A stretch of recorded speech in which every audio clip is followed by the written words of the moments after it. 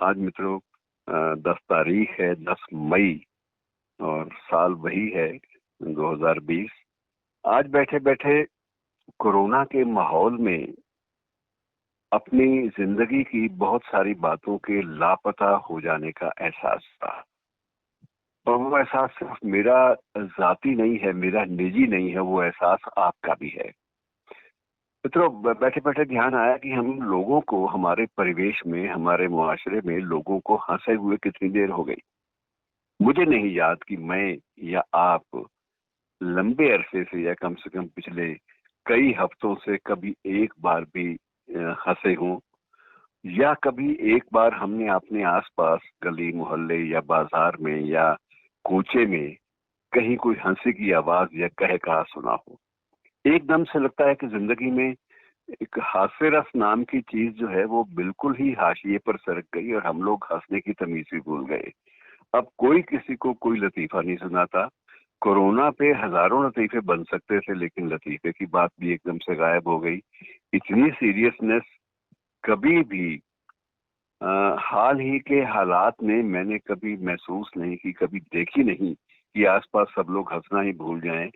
वैसे तो हंसी के बारे में वो बड़ा शेर मौजू है कि एक हमारे दोस्त थे सत्यनंद शाकिर, जर्नलिस्ट भी थे बहुत अच्छे, और उनका एक शेर था कि अब वजीरों, अफसरों और पागलों को छोड़कर, कि अब वजीरों, अफसरों और पागलों को छोड़कर आज खुलकर कौन हंसता है हमारे देश में। शायरी में भी आपको कहीं श्रृंगार रस तो आपको नजर ही नहीं आता। श्रृंगार रस अब सिर्फ किताबों में आपको मिलता है। हास्य रस जो है वो भी किताबों में आपको मिलता है।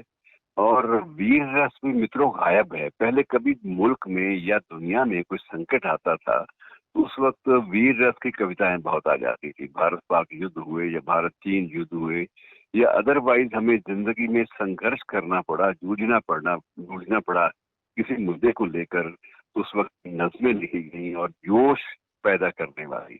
लेकिन अब भी एक अजब अजब दुश्मन से मुकाबला है, जो दुश्मन सारी दुनिया के लिए एक संकट बना हुआ है। लेकिन कभी किसी भी शायर ने कोई वीर रस वाली नज्म या कोई ऐसी चीज किसी का ख्वाबो ख्याल में आती भी नहीं है कि वो जूझने की बात करे, आह्वान करे, क्रांति की या बगावत की बात करे।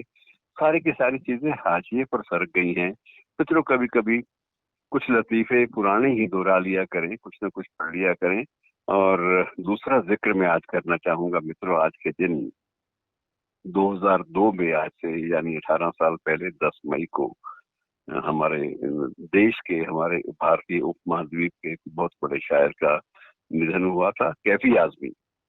कैफी आजमी की जो कैफियत है वो बड़ी गजब की रही है, इसलिए उनको याद करना बहुत जरूरी है। कभी आप बहुत ज्यादा उनको पढ़ना चाहें दोबारा नए सिरे से, तो एक इंटरनेट पर एक वेबसाइट भी उनकी बेटी शबाना आजमी ने शुरू की है, the A rebellious poet. A rebellious poet ये ऑडियो और वीडियो दोनों में है, अगर आप चाहें तो वो भी देख लीजिएगा। थोड़ी सी जिक्र उनकी जो उपलब्धियों का मैं आपको जरूर करना चाहूंगा मित्रों। ये पहला है, शायद ये मुझे लगता नहीं है कि और कोई ज्यादा ऐसे चर्चित शायर रहे होंगे आजकल के वक्त में जिनके नाम पर कोई ट्रेन चलती हो। इनके नाम पर कैफियत एक्सप्रेस के नाम से ट्रेन भी चलती है, और दिल्ली में कैफी आजमी रोड जो है वो भी इनके नाम पे है। और भी कुछ एक संस्थान ऐसे हैं जिनका नाम उनके नाम से वाबस्ता है। मित्रों, ये बड़े गजब की बातें कई बार करते थे। मुझे उनसे नजदीकी तौर पर मिलने का भी सौभाग्य मिला, निजी मुलाकातों का भी। और एक बार मैंने उनसे पूछा था कि ये जो फिल्में जो हैं, कई बार लगता है कि आप जैसे लोग जो अच्छे शायर हैं, जो एक अलग लीग से हटकर लिखते हैं, उनके लिए फिल्मों में कई बार सिचुएशनल सॉन्ग, स्थिति के मुताबिक गीत लिखना कितना मुश्किल होता है। तो उनका जवाब वाकई था कि वो सहमत थे इस बात से। उनका ये कहना था कि यहाँ तो धुन पहले बन जाती है और बोल जो है वो बाद में तय होते हैं। यानी उन्हीं उन्हीं के अपने अल्फाज इस्तेमाल कर रहा हूँ, यानी कि कब्र पहले खोद ली जाती है और बाद में उस कब्र के साइज का कोई मुर्दा जो है वो तलाशा जाता है। तो ये एक बड़ी दिलचस्प बात है। और उनके जो चर्चित मित्रों जो गीत हैं, जो नगमे जो फिल्मों में भी बड़ा चर्चा का विषय बनी, उनमें कर चले हम फिदा जानू तन साथियों, अब तुम्हारे हवाले वतन साथियों। और इसी तरह से मैं ये सोचकर उसके घर से चला था, आपने सुना होगा, बड़ा चर्चित गीत रहा है और बड़ा लोकप्रिय गीत रहा है। फिर एक इनका आह्वान का गीत भी है कि जीत ही लेंगे बाजी हमदम। तो इसमें एक खेल अधूरा छूटे ना, तो ये एक आशावादी जो टोन है, जो एक सुर है आशावाद का, ऑप्टिमिज्म का, वो इनकी नस्मों में अक्सर मिल जाता है। बाकी जो फिल्में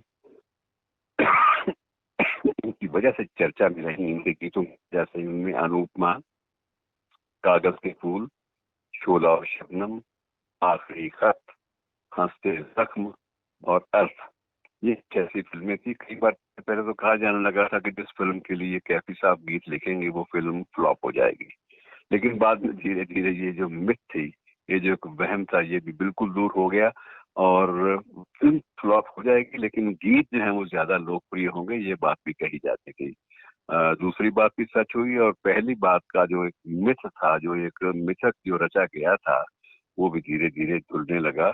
और उनकी कई फिल्में उनके गीतों की वजह से भी और अपनी पटकथा की वजह से भी वो बिल्कुल बहुत बेहद लोकप्रिय रही और उन्होंने बॉक्स ऑफिस के रिकॉर्ड भी तोड़े। तो ये अच्छी शख्सियत थी, ऐसी शख्सियतों को याद कर लेना मित्रों अच्छा लगता है। और आजकल तो मौसम भी नहीं है शायरी का, कैफी आजमी साहब का मौसम नहीं है, लेकिन इस मौसम में भी ऐसे महान शायरों को, ऐसी महान शख्सियतों को याद कर लेना एक ताजगी देता है। शुक्रिया दोस्तों, कल फिर मिलते हैं किसी नए विषय के साथ।